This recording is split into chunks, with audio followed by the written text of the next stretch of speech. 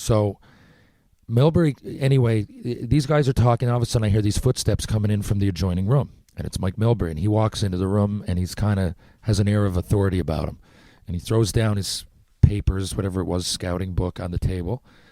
And he's talking. He's standing up. Everybody else now is sitting down, but he is about to take a seat at the end of the table, across from me. And he says, "Yeah, well, I think you skate faster with the puck than without it." Now, I've been talking to these scouts, and they're asking me questions very cordially and respectfully.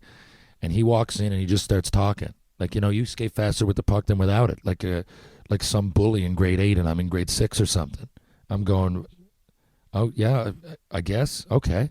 I don't know if that's a cut either or it means something good. Yeah. I really don't know. I think that was good. Yeah, so I'm like, okay. And then he says, I'd be like, thanks, Milbs. I wasn't sure, and I was still going, maybe he is stroking me off too. But then he goes, yeah, well, I think you got lucky against Wade Belak.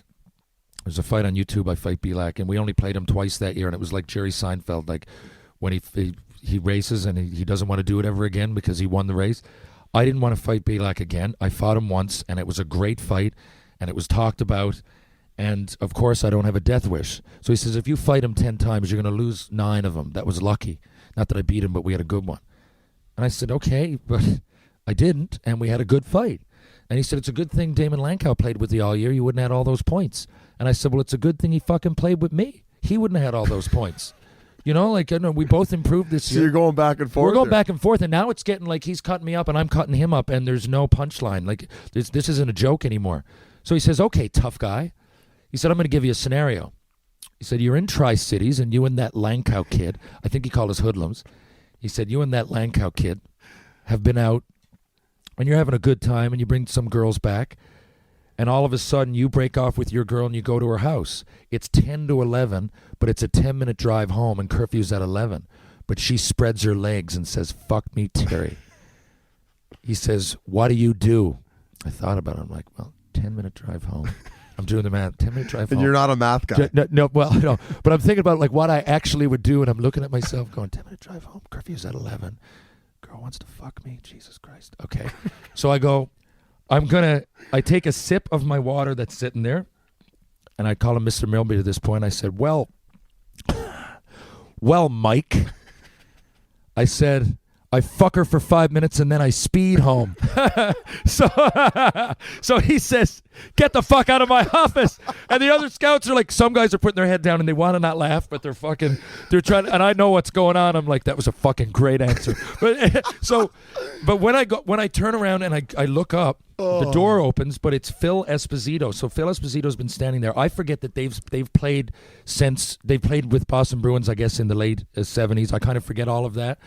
And Phil is doing my last interview with Tampa Bay just next door. And so I follow him out. He goes, great fucking answer. And he shuts the door. He goes, what did you say again? And I told him. He goes, that's fucking unbelievable. He goes, his only question to me, he says, sit down. So I go in the room with him and Tony Esposito, his brother. And he's obviously the GM of Tampa, so he's scouting for Tampa. Sits down. He goes, how far apart did Napoleon sleep from his wife? And I went, a Bonaparte? And he said, fucking right. So he goes, Terry, I'm not going to draft you. You're not a good enough skater. I got to be honest with you. He said, we're picking 5th, but I'm very interested in Damon Lankow. What kind of a guy is he? I said, well, he works hard, and he's often like treats the rookies. When he goes, Terry, what kind of a guy is he? Would you guys hang out? Does he stick up for you in all situations? I said, yeah, of course he does. He's one of my best friends. He goes, perfect. He said, you just won yourself a good story. And I sat there. I had a Diet Coke, and I listened to him tell me about the 1972 Summit Series for an hour. He just said, what do you want to hear? I said, I've always wanted to meet you. And I asked him about the Summit Series, about how he slipped when and all the Russians laughed at him, and how he turned that into a confidence booster.